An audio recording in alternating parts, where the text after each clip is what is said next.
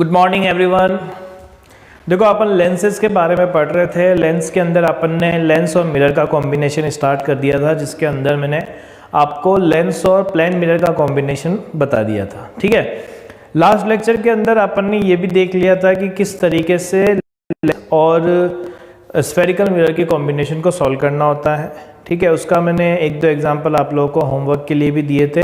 Hopefully आप सभी ने वो अटैम्प्ट किए होंगे। ठीक है, अब मैं आप लोगों को एक क्वेश्चन कराता हूँ लेंस और मिरर के कॉम्बिनेशन से ही, फिर अपन आगे बढ़ेंगे। ठीक है, आपको ये बोला हुआ है कि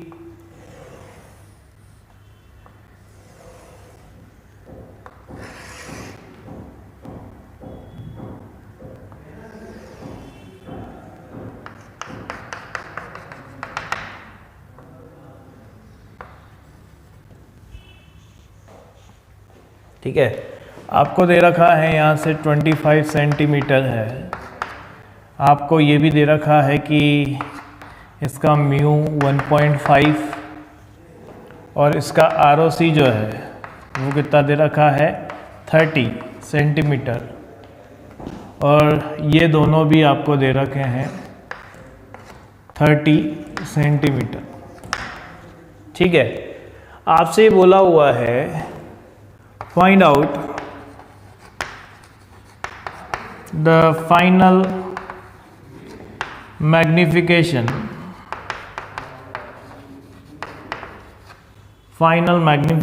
produced by the reflection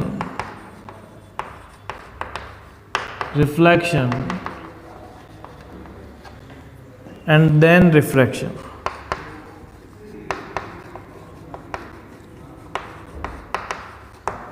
क्या बोला हुआ है कि फाइनल मैग्निफिकेशन की कैलकुलेशन करनी है अपने को, किसको फॉलो करते हुए कि पहले रिफ्रैक्शन हो, फिर रिफ्लेक्शन हो, फिर वापस से रिफ्रैक्शन हो।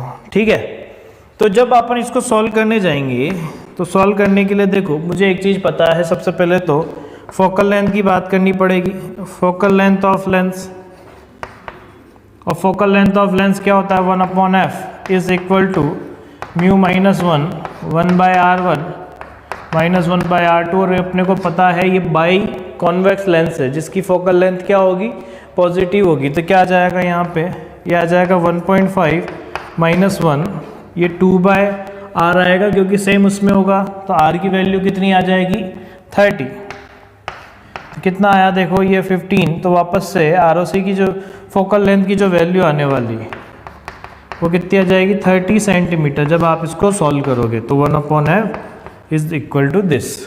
ठीक, अब हमारा काम क्या है कि अपन यहाँ पे लेंस फॉर्मूले से पहले ये देखेंगे कि इमेज डिस्टेंस क्या आ रही है। तो फर्स्ट अपन ने क्या करा, रिफ्रैक्शन को कराना स्टार्ट किया। रिफ्रैक्शन फ्रॉम लेंस, क्या कर रहे हैं रिफ्रैक्शन फ्रॉम लेंस। कैसे कराएंगे 1/v -1/u is equal to 1/f। क्या आ जाएगा, यह आया हमारे पास 1/v माइनस u की वैल्यू क्या आ गई 1/-25 इज इक्वल टू 1/30। तो यह आ गया 1/v is equal to 1/30 minus 1/25। ठीक है, तो जब अपन इसको सॉल्व करेंगे तो क्या आ जाएगा, LGM आ जाएगा हमारे पास 300। तो जब आप इसको सॉल्व करोगे 300 नहीं तो 150 आ जाएगा। तो ये आएगा 5 - 6। तो v की वैल्यू 1/v क्या आ जाएगा 5 - 6 डिवाइडेड बाय 150। तो v की वैल्यू यहाँ से जो आने वाली है वो कितनी आ जाएगी -150 सेंटीमीटर। क्या आ जाएगी -150 सेंटीमीटर। अब अगर मैं कहूँ हाइट ऑफ इमेज क्वेश्चन में अगर दे रखा था हाइट ऑफ ऑब्जेक्ट जो था वो 1 सेंटीमीटर था, तो क्या आ जाएगा magnification is equal to v/u होता है। यहाँ क्या आ जाएगा v की वैल्यू तो -150 और u की वैल्यू की अगर अपन बात करें तो u कितना था -25। तो ये आ गया 6, यानी मैग्नीफाइड इमेज बनी है। ठीक है, अब क्या करना है, नाउ डिस्टेंस फ्रॉम मिरर क्या है, डिस्टेंस फ्रॉम मिरर। तो अगर मैं यहाँ कहूँ तो यहाँ से रे चल के इमेज यहाँ पे बनी इधर की तरफ लेफ्ट साइड में, तो लेफ्ट साइड में अगर इमेज बनी है तो मिरर लेंस से 150 है, तो यहाँ से कितनी होगी। अच्छा ये अपने को गैप नहीं दे रखा है, मान लो यहाँ पे गैप अपने को दे रखा है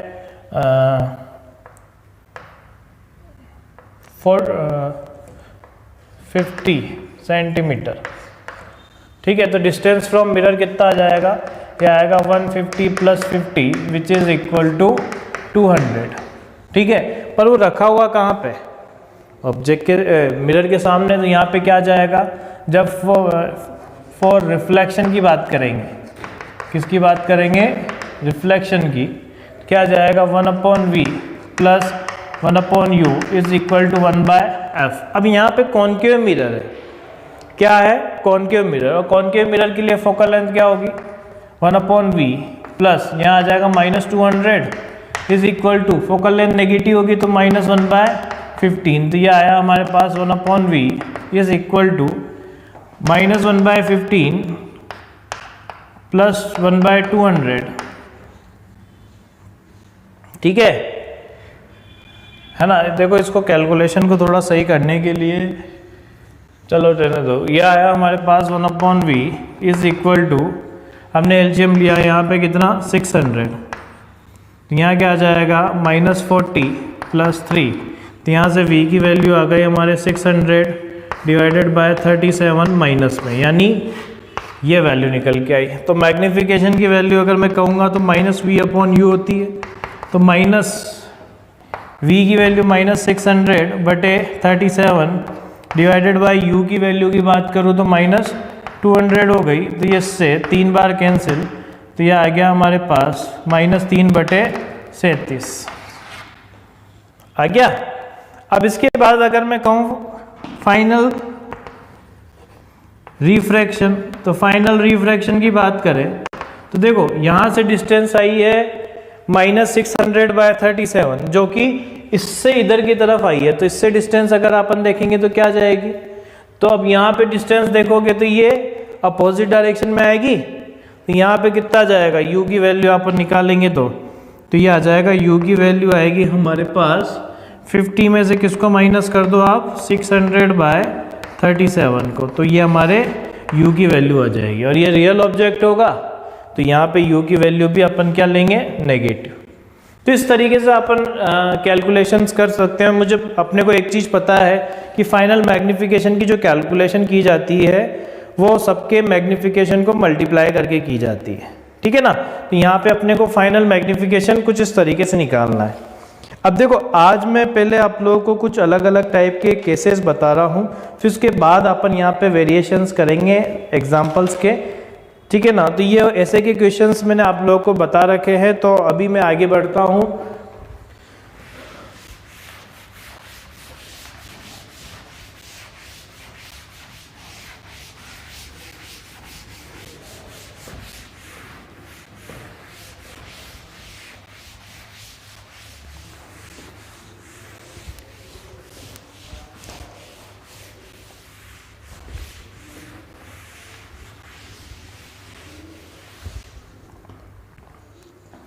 ठीक है, तो सबसे पहले अपन आते हैं अब नेक्स्ट कॉम्बिनेशन पे, जो केस मैंने आप लोगों को शायद उसमें भी बताया था, जो अपने को ध्यान में रखना है। Slab in front of convex lens, convex lens के सामने जो स्लैब रखेंगे उसमें क्या होगा। जैसे मान लो मैं आपसे कहूं ये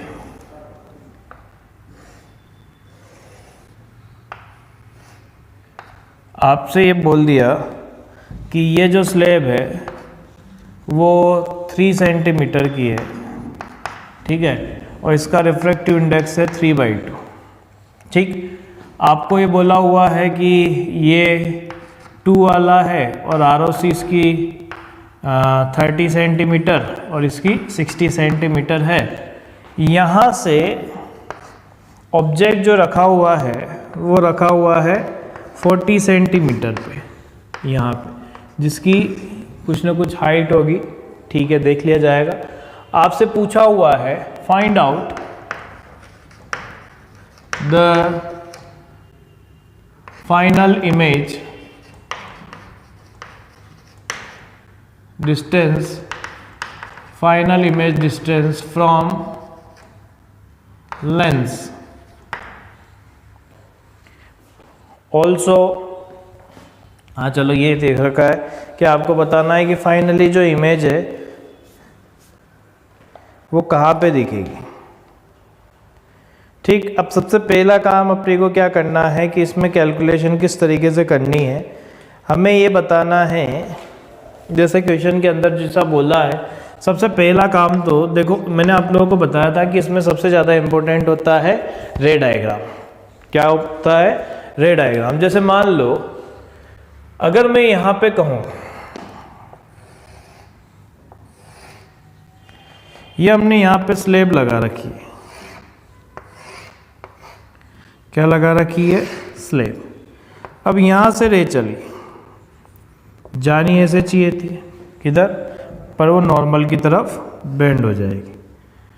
फिर क्या होगा? जानी ऐसे चाहिए थी ये, तो यानी कहीं ना कहीं ऑब्जेक्ट जो होगा वो यहाँ कहीं अपीयर हो रहा होगा। ठीक, अब जब यहाँ कहीं अपीयर होगा तो मान लो अपन ये लेंस को थोड़ा बड़ा बना दें ताकि आप लोग रे डायग्राम को अच्छे से समझ सको। देखो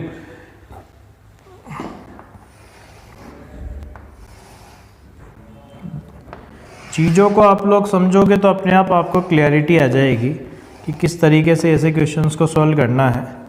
देखो ध्यान से देखना, यहाँ से रे चली, ठीक है, यहाँ जानी ऐसे चाहिए थी, ऐसे चली गई, फिर ये ऐसे चली जाएगी। तो यहाँ जब आप आगे बढ़ाओगे तो ऑब्जेक्ट की जो इमेज वो कहाँ बनी? यहाँ पे। अब क्या होने वाला है? इसका रिफ्रैक्शन होने वाला है। क्या होने वाला है इसका? यहाँ पे रिफ्रैक्शन।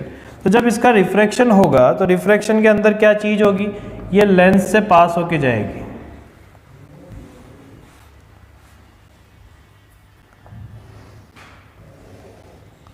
तो यहाँ क्या हो जाएगा? ये आया आगे। ठीक, अब यहाँ पे पहले से जब आप यहाँ बनाओगे तो ये किधर, और फिर जब दूसरे से देखो ये अपन ने क्या बना दिया? नॉर्मल। जानी ऐसे चाहिए पर ये क्या हो जाएगी? नॉर्मल की तरफ बेंड ऐसे। फिर यहाँ बनाओगे तो फिर नॉर्मल से अवे, तो इसकी इधर की तरफ कहीं इमेज बन जाएगी। फाइनल इमेज जो बनी वो कहाँ बन जाएगी? कुछ यहाँ पे। अगर मैंने यहाँ पे आके मैं इधर से ऑब्जर्व कर रहा हूँ, किधर से? इधर से। स्क्रीन मैंने जो लगा रखी है, अगर दोनों चीज़ों में डिफरेंस है, देखो बच्चों डिफरेंस क्या है? अगर ऑब्जर्वेशन मेरा इधर की तरफ से है, आंखें मैंने इधर बना रखी है, तुम आप एक चीज़ जानते ही हो, शिफ्ट कितनी बार होगी? एक बार। मिरर के केस में क्या होती थी? 2 बार। क्यों? क्योंकि मिरर के इधर ही ऑप्शन होता था, लेंस के दोनों तरफ ऑप्शन है, या तो मैं आंखें यहाँ बनाऊँ, आंखें यहाँ बनाऊँ। तो ये मान लो आईज 1 है और यहाँ पे आईज 2 है। तो अगर मैं यहाँ पे वाले के लिए बात करूंगा तो इसके लिए ओनली 1 शिफ्ट होगी, और अगर मैं इसके लिए बात करूंगा तो 2 शिफ्ट होगी।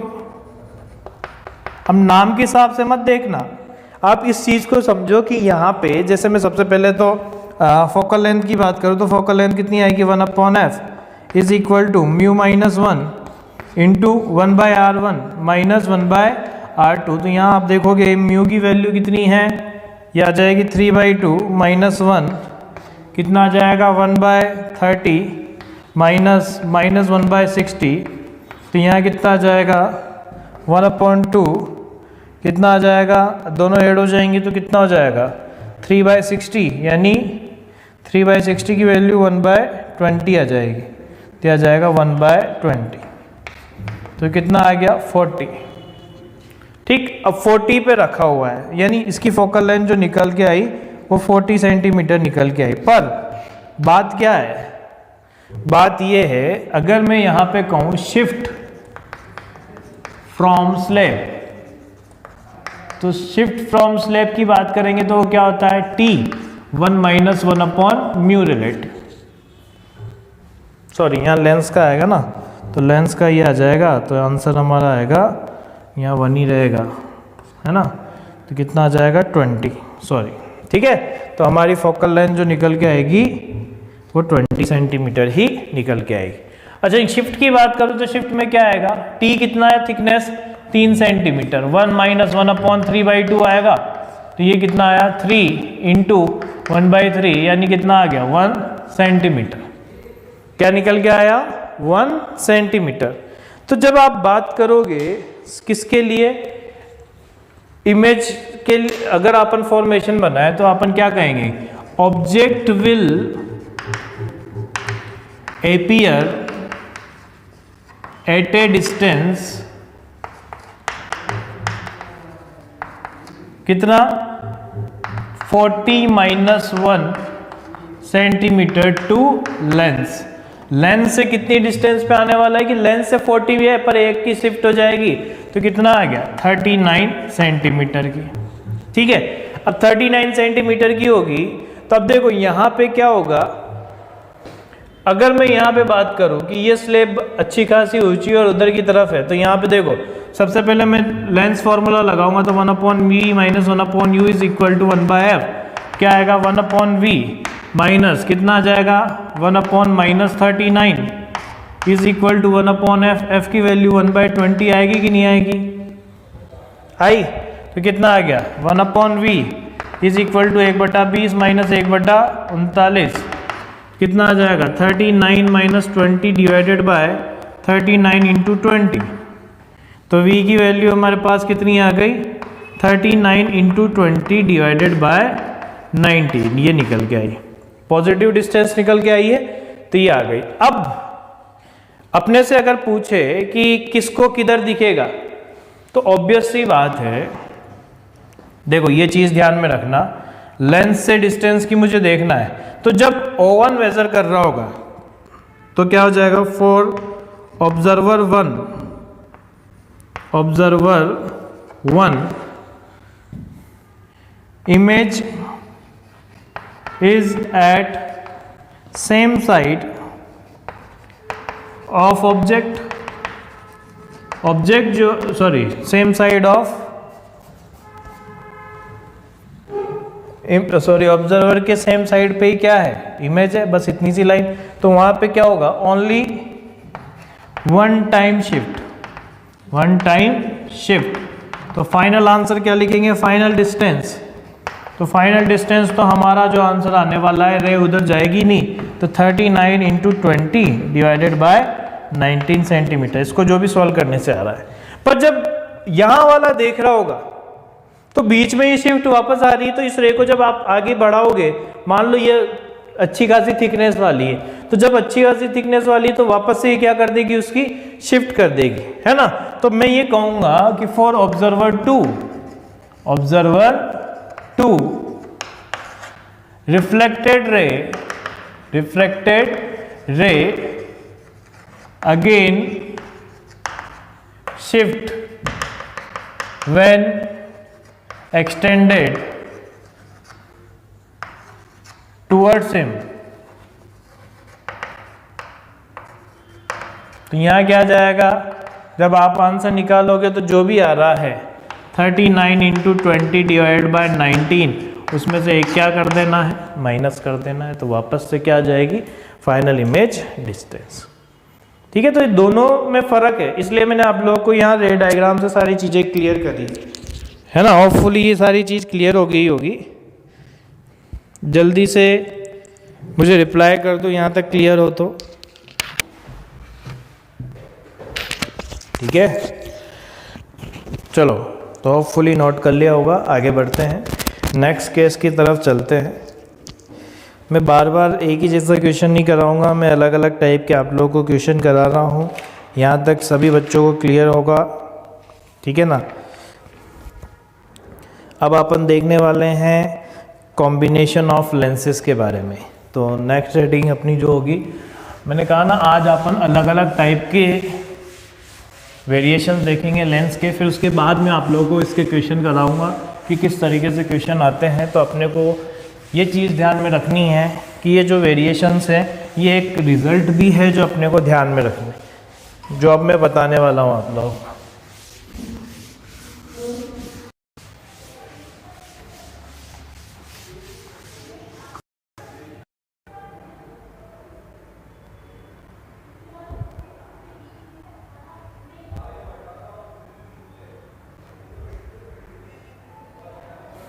चलो, तो नेक्स्ट हेडिंग हमारी जो है वो है कॉम्बिनेशन ऑफ लेंसेज। क्या है? Combination of lens. एक चीज़ ध्यान में रखना बच्चों, यहाँ पे दो टाइप के वेरिएशंस अपने बनते हैं। दो टाइप के वेरिएशंस कौन कौन से होते हैं? पहला वेरिएशन तो वो जिसके अंदर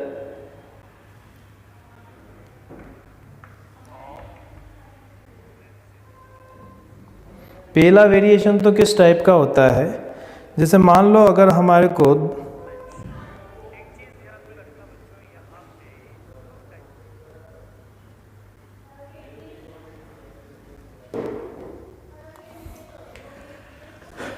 पहला कॉम्बिनेशन क्या होगा? When lenses are placed near to each other।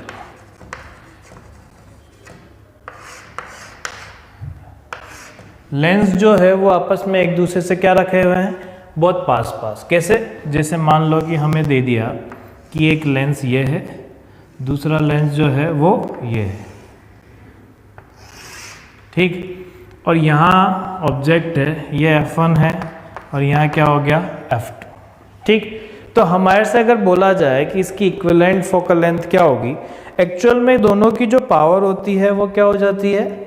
Add हो जाती है। दोनों की पावर क्या हो जाती है? ऐड। जैसे मैं आपको इसका डेरिवेशन की फॉर्म में भी अगर मैं बताऊं तो क्या होता है, जैसे यहाँ से इसका रिफ्रैक्शन हुआ और ये ऐसे गई और यहाँ पे कुछ ऐसे, तो देखो जानी ऐसे चाहिए थी। पहला डेविएशन जो था वो तो हो गया हमारे पास del1, और दूसरा जो डेविएशन होता है वो हमारा क्या हो गया? del2।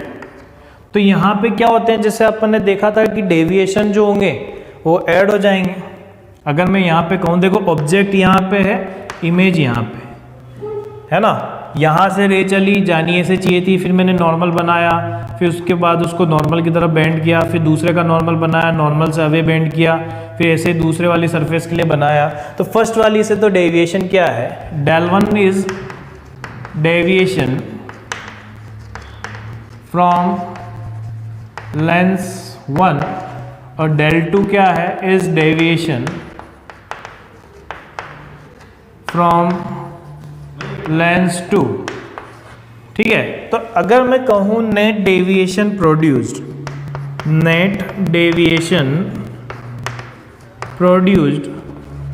नेट डेविएशन प्रोड्यूस में अपन बात करें तो del is equal to del1 plus del2, है ना।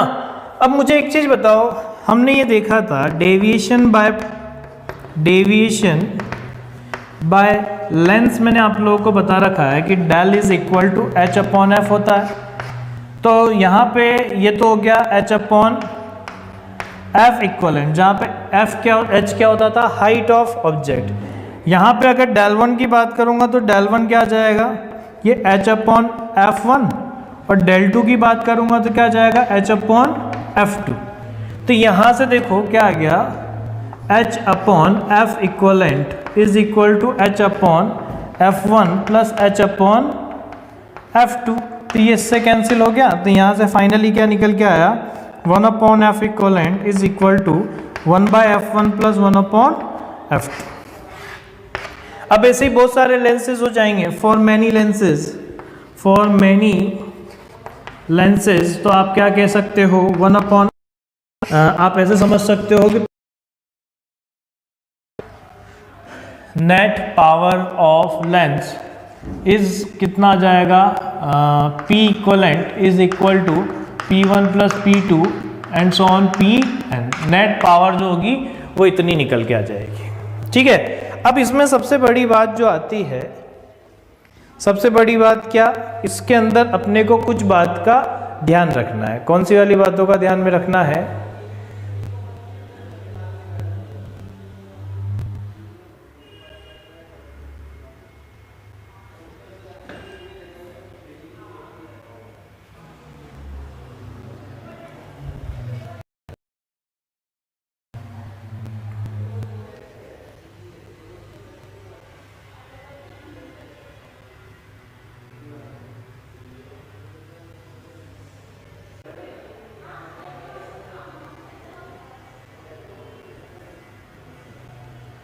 ठीक है, किन बातों का ध्यान में रखना है वही मैं आपको बताने जा रहा हूँ।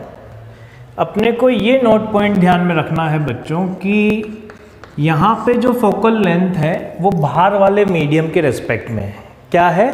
बाहर वाले मीडियम के में। ऐसा नहीं होना चाहिए कि आप जैसे मान लो आप रे डायग्राम बना रहे हो तो आप जब इसकी फोकल लेंथ लिखोगे तो म्यू रिलेटिव में इसका म्यू2 और इसका म्यू1 लिखोगे, नहीं। जैसे मैं आपको एक चीज़ बता देता हूँ, मान लो जब अपन ये लेंस वाला जो कॉम्बिनेशन है उसके अंदर मैं आपको ये चीज़ कह रहा हूँ कि ये वाला है म्यू1 और ये वाला कितना है म्यू2 और सराउंडिंग मीडियम है म्यू। तो आपको क्या करना है, इसकी फोकल लेंथ f1 है और इसकी f2 है, तो आप ये लिखोगे 1/f1 इज इक्वल टू म्यू1 by mu minus 1 divide 1/r1 minus 1/r2, जो भी इनके विथ साइन लेके करते हैं वो आ जाएगा।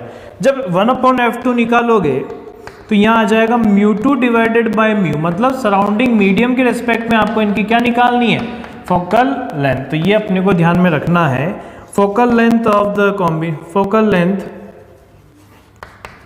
Of lenses of these type of question can be calculated by taking surrounding medium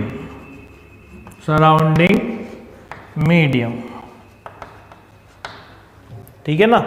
आपको यहाँ पे म्यू रिलेटिव के अंदर जो लोग हैं इनकी सबकी फोकल लेंथ वो कैसे लेनी है, सराउंडिंग मीडियम से। जैसे मैं आपको एक क्वेश्चन बता देता हूँ, क्या होता है कभी कभी कंफ्यूज करने के लिए ऐसा कोई क्वेश्चन दे दिया, आपको दे दिया कि ये तो 3/2 पे है, ये 4/3 पे है और ये जो है वो 2 पे है ना। आपको दे रखा है ये 30 है ना, ये दोनों जो है वो 60 सेंटीमीटर पे। ठीक, आपसे पूछा जाए कि find focal length of the combination की क्या बतानी है आपको, फोकल लेंथ बतानी है।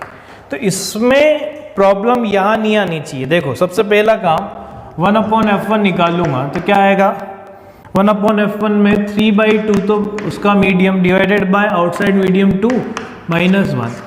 ठीक, क्या जाएगा 1/30 माइनस और यहाँ -60 आएगा तो 1/-60 कितना आ गया 1/f1 इज इक्वल टू 3/4 -1 क्या होता है -1/4, ये आया -1/4। देखो 1/30 प्लस 1/60 कितना हो जाएगा 3/60 यानी 1/20। तो यहाँ पे f1 की जो वैल्यू आई वो -80 आए।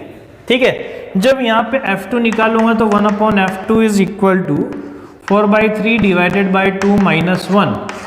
अब क्या आएगा, ये आ जाएगा, इसकी तो नेगेटिव फोकल लेंथ में होगा तो ये आएगा -1/60 माइनस 1/60। तो कितना आया, देखो 4/4 - 6 डिवाइडेड बाय 6 इंटू -2/60। तो देखो ये इससे 3 टाइम्स और वो इससे, तो यहाँ पे नेगेटिव नेगेटिव कैंसिल हो जाएंगे तो 1/f2 की वैल्यू कितनी आ गई, ये आ चुकी है हमारे पास 1/80 नहीं, ये आ जाएगा 2/180। तो f2 की जो वैल्यू आई है वो आ गई 90 सेंटीमीटर। ठीक है, तो जब मैं यहाँ पे 1/f इक्वलेंट निकालूंगा तो क्या आ जाएगा -1/80 प्लस 1/90। तो यहाँ से 1/f इक्वलेंट कितना आ गया, यह आ जाएगा 90 - 80 डिवाइडेड बाय 90 इंटू 80, तो एफ इक्वलेंट की जो वैल्यू निकल के आए वो 90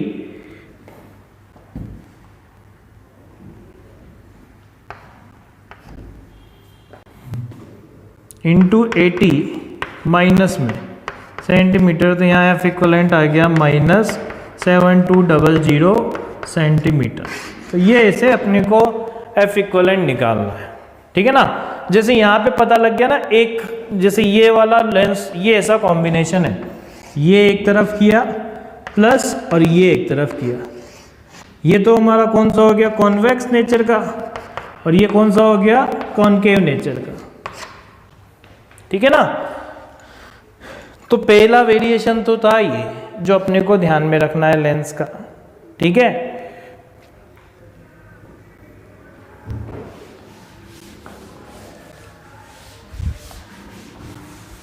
ठीक है, चलो नेक्स्ट अपन देखते हैं। नेक्स्ट वाले का डेरिवेशन मैं नहीं करा रहा हूं, वो अपने को ध्यान में रखना है। When lenses R D separation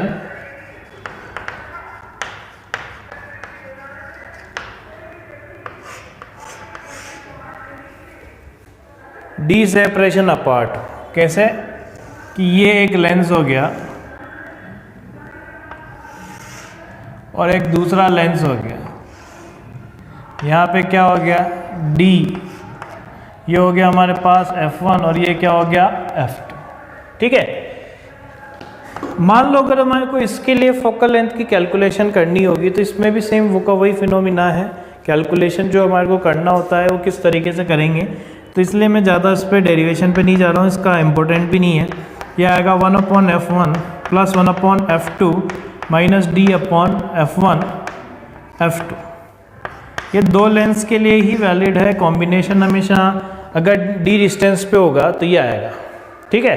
अच्छा, F इक्वलेंट कहाँ से देखा जाएगा, अगर आपने से बोला जाए कि सर यहाँ पे आप बना तो दोगे कि इसको आप एक लेंस से रिप्लेस कर दोगे, तो ये लेंस में डिस्टेंस कहाँ से ली जाएगी, तो फ्रॉम फर्स्ट लेंस है, फ्रॉम फर्स्ट लेंस, ये ध्यान में रखना। हम यहाँ पे पहले लेंस को रिप्लेस करके एफ इक्वलेंट से रिप्लेस करेंगे ताकि दोनों लेंस की जगह केवल क्या आ जाए, एक ही लेंस आ जाए। मैं फिर से बता दूं, जैसे यहाँ पे आपने इसको रिप्लेस किया, इनके बीच की डी डिस्टेंस है, तो जब आप यहाँ पे लिखोगे कि यहाँ से एक्स डिस्टेंस है, तो जब आप इन दोनों की जगह बनाओगे ना तो यहाँ ऐसा आएगा कि ये तो आ जाएगा एफ इक्वलेंट का और यहाँ से डिस्टेंस कितनी आ जाएगी, एक्स वाली, ठीक है ना। तो ये वाला कॉम्बिनेशन अपने को ध्यान में रखना है कि जब दो लेंस हो एक दूसरे से कितने सेपरेशन पे हो, डी सेपरेशन पे।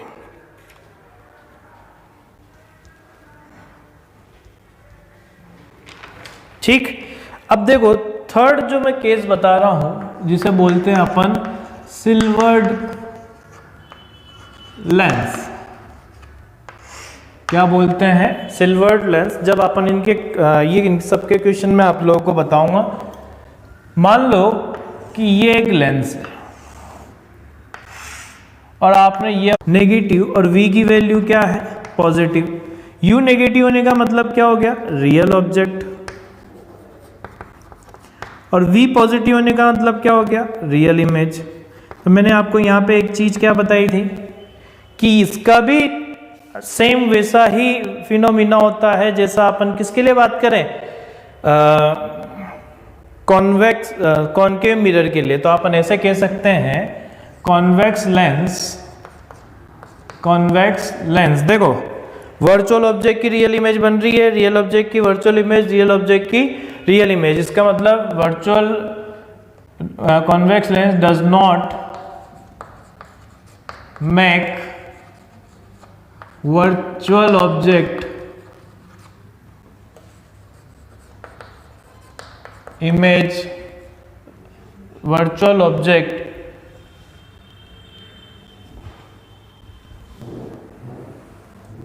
virtual image of virtual object। Virtual object की वर्चुअल इमेज कॉन्वेक्स लेंस नहीं बनाता है, ठीक है ना। अब बात करते हैं कि अगर हम यहाँ पे सर 1/v वर्सेस 1/u का ग्राफ बनाते तो क्या होता, तो सेकंड में इसी में कहूँ 1/v वर्सेस 1/u का ग्राफ अगर हम देखें तो क्या आएगा, 1/v is equal to 1/u plus 1/f, ये आएगा। तो अब यहाँ देखो अगर मैं ग्राफ बनाऊंगा तो ये आ गया हमारे पास 1/v और ये 1/u का, क्या y is equal to mx plus c वाली चीज बन रही, क्योंकि इसकी तो वैल्यू पॉजिटिव होगी, किसकी, फोकल लेंथ की। तो यहाँ पे दो चीजें हैं, अगर मैं कहूँ रियल ऑब्जेक्ट तो u क्या होगा, नेगेटिव, तो ग्राफ हो जाएगा -mx प्लस c। अगर मैं कहूँ वर्चुअल ऑब्जेक्ट है तो u क्या होगा, पॉजिटिव, या माइनस इन्फानाइट नहीं, नेगेटिव करना है, तो y की वैल्यू क्या आ जाएगी, mx प्लस c। तो देखो ग्राफ जो आएगा एक तो ऐसा आएगा और एक ऐसे आएगा। ये तो किसके लिए हो गया, रियल ऑब्जेक्ट के लिए, और ये किसके लिए हो गया, वर्चुअल ऑब्जेक्ट के लिए। ठीक है, अब ऐसे ही अगर मैं कहूं किसके लिए, जैसे सेकंड अपन देख रहे हैं कॉनकेव लेंस, किसके लिए देख रहे हैं, कॉनकेव लेंस के लिए, तो क्या आ जाएगा, u की वैल्यू अगर माइनस इन्फानाइट रखो तो 1/v minus 1/u is equal to -f आएगा, तो v की वैल्यू -f एक एसिम्प्टोट तो ये आ गई, है ना। और अगर मैं यहाँ पे कहूँ कि v की वैल्यू प्लस इन्फानाइट हुई तो 1/∞ minus 1/u is equal to -1/f, तो u की वैल्यू प्लस f ये आ गई, आएगी नहीं आई। तो यानी मैं यहाँ जब ग्राफ बनाऊंगा तो मेरे को दो एसिम्प्टोट्स खींचनी पड़ेगी, कौन सी, v वर्सेस u का जब मैं ग्राफ बनाने वाला हूँ तो u is equal to plus f और v is equal to minus f, तो v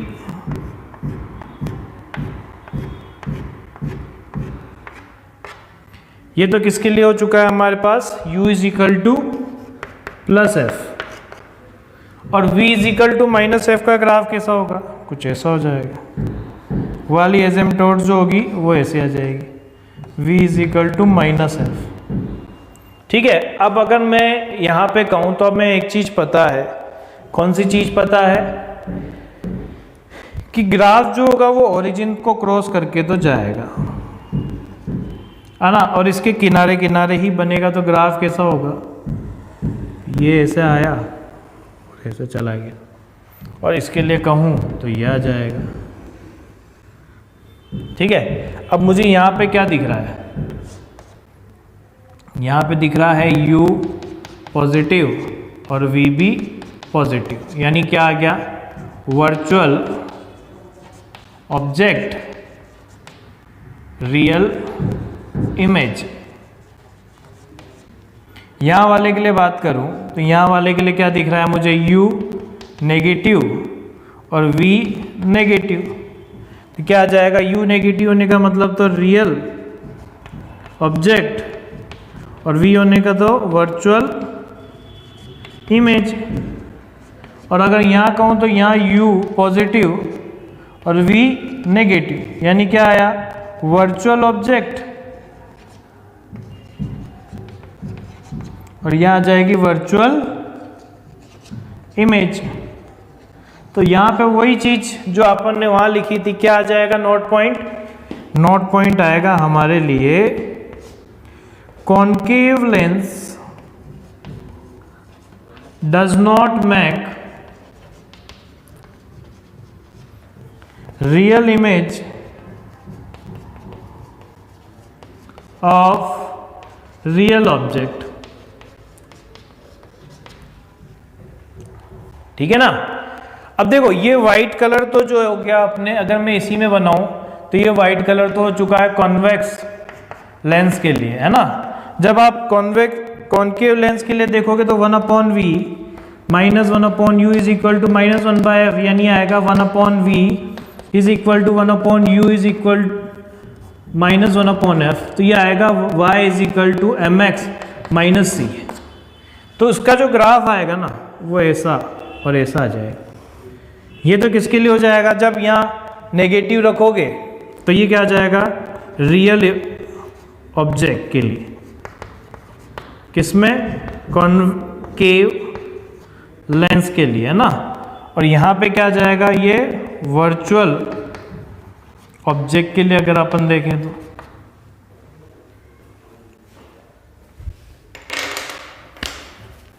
ठीक, तो इस तरीके से अपने को देखना होगा। तो ग्राफ वगैरह की जो चीजें होगी वो ऐसे रहेगी।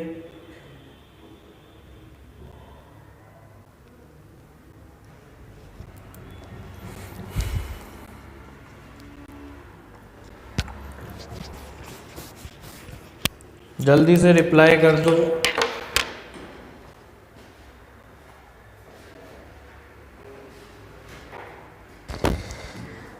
चलो अब अपन नेक्स्ट कंसेप्ट की तरफ चलते हैं, ताकि कल वाले लेक्चर के अंदर मैं आपको पूरे इन सब के जो क्वेश्चंस है वो आप लोगों को करा सकूं। नेक्स्ट जो पार्ट है वो है हमारा वेलोसिटी वाला पार्ट, कि लेंस के अंदर वेलोसिटी के जो क्वेश्चन होते हैं वो किस तरीके से करना होगा।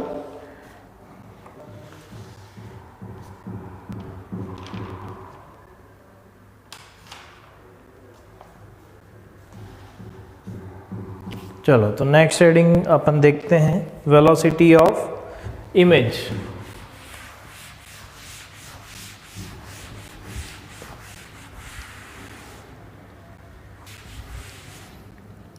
चलो नेक्स्ट आता है हमारे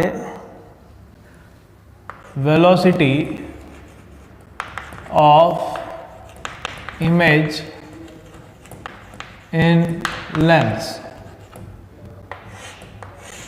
velocity of image in lens. तो देखो ये मैंने आप लोगों को मिरर के अंदर भी बताया था, ठीक है। तो इसके अंदर क्या होगा, जैसे मान लो अपने से बोल दिया जाए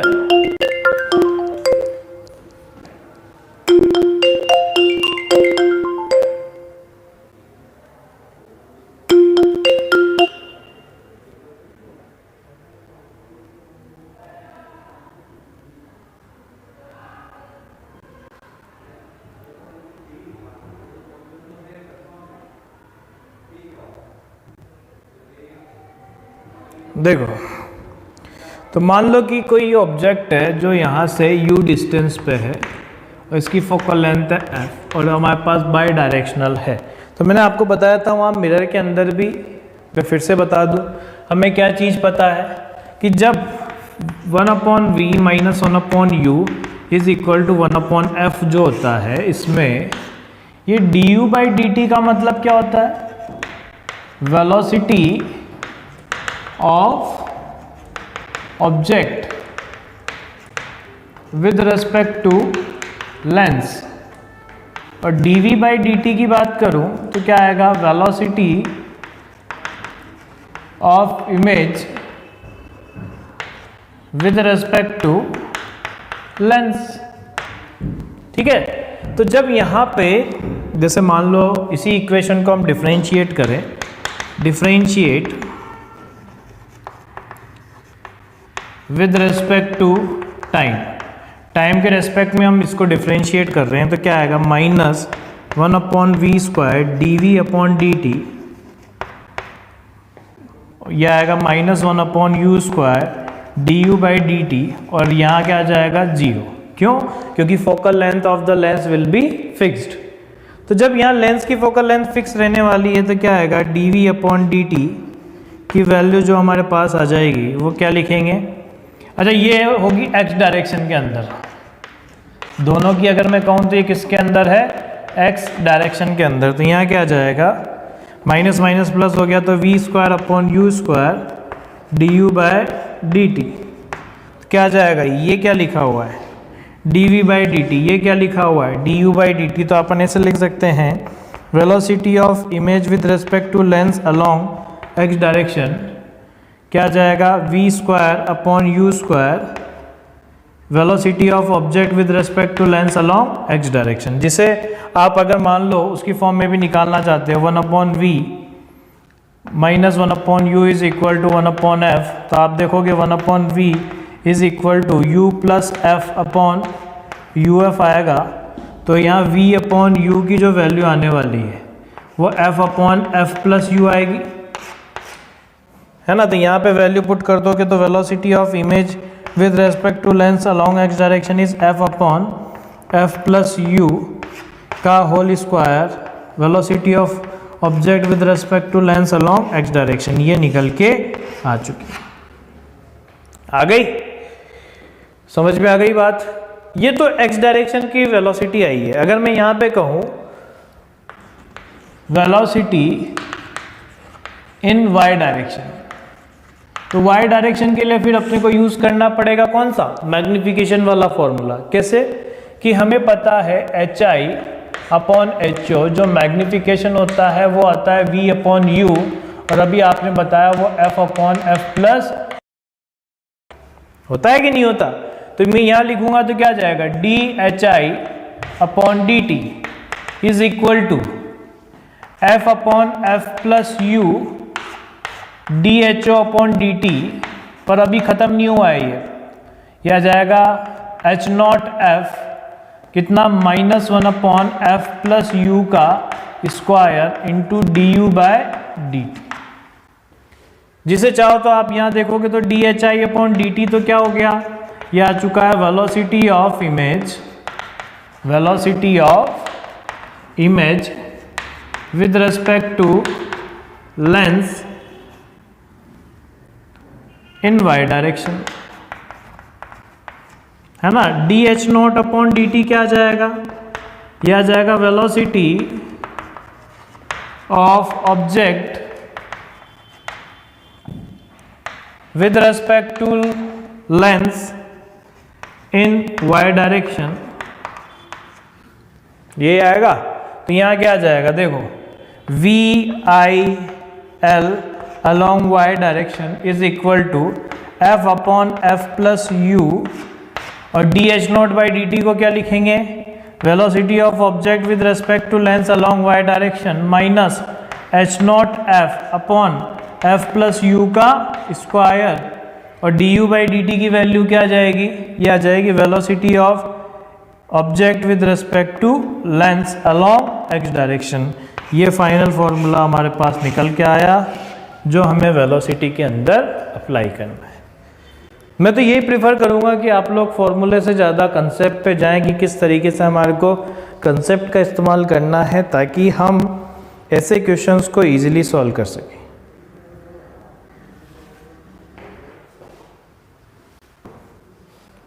ठीक है, तो यहाँ तक मेरे ख्याल से सभी बच्चों को क्लियर हो गया होगा कि किस तरीके से हमें कैलकुलेट करना है।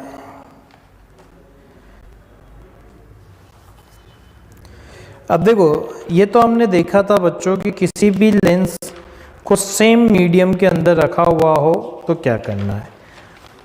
अगर हम कहें कि लेंस के सराउंडिंग मीडिया भी डिफरेंट है, क्या है, लेंस के सराउंडिंग मीडिया भी डिफरेंट है, तो क्या करेंगे। सराउंडिंग मीडिया डिफरेंट होने का मतलब लेफ्ट साइड में मीडियम अलग था और राइट साइड में मीडियम अलग है, तो उसमें फिर आपको बेटर तो ये होगा कि आप स्फेरिकल सरफेस से रिफ्रैक्शन का फॉर्मूला अप्लाई करें।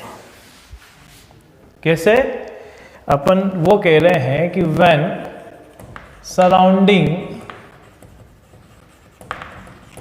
मीडियम ऑफ लेंस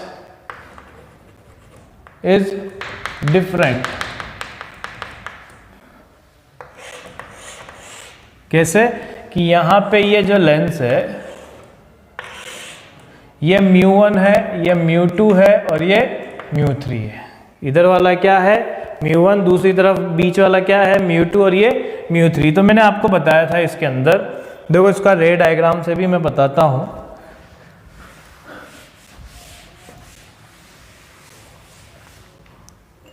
अगर मैं यहाँ पे कहूँ तो ये लेंस तो ये हो गया μ1, ये μ2 और ये μ3। यहाँ से रे चलेगी, ये इसका नॉर्मल कहीं ना कहीं बन रहा होगा, ठीक। ये नॉर्मल से जानी ऐसे चाहिए पर किधर चली जाएगी, ये इधर चलेगी। जब आप इसको आगे बढ़ाओगे तो यहाँ कहीं इमेज बन रही होगी। तो ये तो हमारा ऑब्जेक्ट था जिसकी यहाँ से डिस्टेंस कितनी थी, u, ठीक है ना। और ये एक इमेज बनी हमारी, वो क्या हो जाएगी, v1। तो सबसे पहले जब आप यहाँ के लिए बनाओगे तो क्या जाएगा, μ2 upon v1 minus μ1 upon u is equal to μ2 minus μ1 divided by r1, equation number 1, ये रेडियस, ठीक। जब ये रेस दूसरे में जा रही होगी तब क्या होगा, इसका नॉर्मल इधर बनेगा और ये इधर चली जाएगी। ये फाइनल डिस्टेंस इसकी क्या आ गई, v। तो आप क्या लिखोगे, μ3 upon v minus μ2 upon v1 is equal to μ3 minus μ2 divide by r2। तो ये इक्वेशन नंबर 2 आ गई। तो यहाँ पे जब दोनों को ऐड कर दोगे ना, तो ऐड करने से क्या आया, μ3 upon v minus μ1 upon u is equal to μ3 minus μ2 by r2 minus plus μ2 minus μ1 divided by r1। ये फॉर्मूला निकल के आता है। ऐसा नहीं होना चाहिए कि एग्ज़ाम में आप इस फॉर्मूले को अप्लाई नहीं कर पाओ या आप लोग ये दिमाग नहीं लगा पाओ कि हमें किस तरीके से सॉल्व करना है ना। तो इस चीज़ का अपने को अच्छे से ध्यान में रखना है, ठीक। अब नेक्स्ट वाले लेक्चर के अंदर मैं आप लोगों को इसके एग्जाम्पल कराऊंगा, लेंस डिस्प्लेसमेंट मेथड बताऊंगा और एब्रेशन लेंस के अंदर बताऊंगा कि क्या होता है, ठीक है। चलो।